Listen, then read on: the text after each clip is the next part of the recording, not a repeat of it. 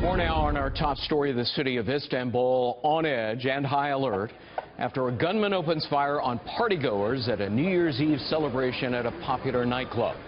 At least 39 people are now dead, 70 others wounded. The terrorists still on the loose. Let's talk about this now with retired U.S. Navy Captain Chuck Nash, a Fox News military analyst.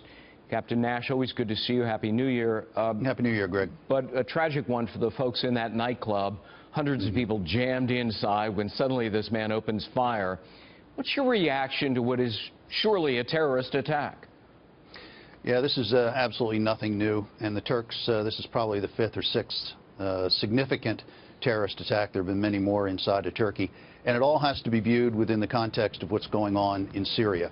As you know, the Russians and the Turks just negotiated a ceasefire. There have been some sporadic fighting, but it seems to be holding in the main. So what that does is it freezes out certain groups. And one of the groups central to that negotiation was the Turks being able to have the Russians talk the Syrians into allowing Turkish troops to move down south into Syria to block the Kurds from uniting east-west. The quid pro quo on that was the Turks not getting all bleeped up and allowing the Assad regime and the Iranian militias to finish cleaning out eastern Aleppo. With every attack, and there were many ISIS terror attacks abroad last year, we're reminded of the fight against ISIS. Does it underscore that this hasn't been working? Well, it hasn't been. And you know, Turkey is an ally of the United States. As you pointed out earlier, it's a significant NATO member. And the Turks, the United States, the Saudis, Qatar, and Jordan have been allied in this fight. And then recently, the Turks decided that the way to get a deal cut was to deal with the Russians. So they're working for their own best interest, as all nations do. But in this case, the United States wasn't even invited to the party. They weren't part of the talks. And the talks that are going to happen in the capital of Kyrgyzstan in January, the United States is not invited there. Interestingly enough, the Iranians have insisted that the Saudis not get a seat at that table as well. Yeah. Is the solution to all of this military or a political solution?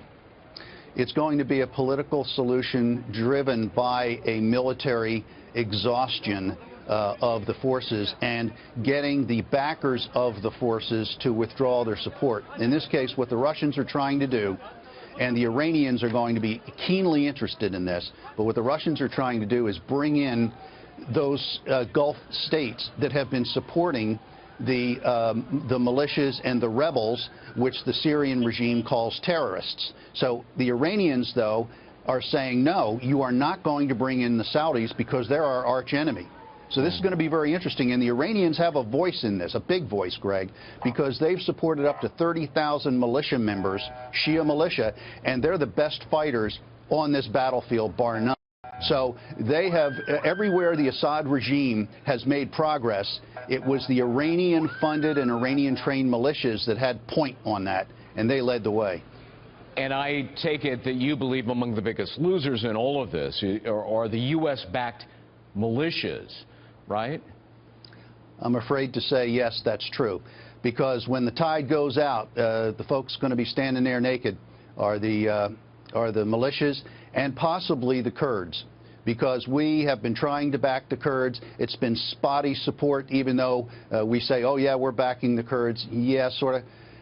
And I think we were trying to balance that out with Iraqi interests and Turkish interests. And now it appears that all of those efforts really are going to be pushed to the side, and it's going to be Turkey, Iran, and Russia calling the shots. The Obama administration simply too timid and reluctant? Well, Greg, options are like the longer you let that hourglass stand, the more options fall away, till pretty soon you have few, and then you have none. And that hourglass has been upside down a long time. There were a lot of options we could have done early on, chose not to do it. All right. Captain Chuck Nash. Captain, good to see you. Thanks.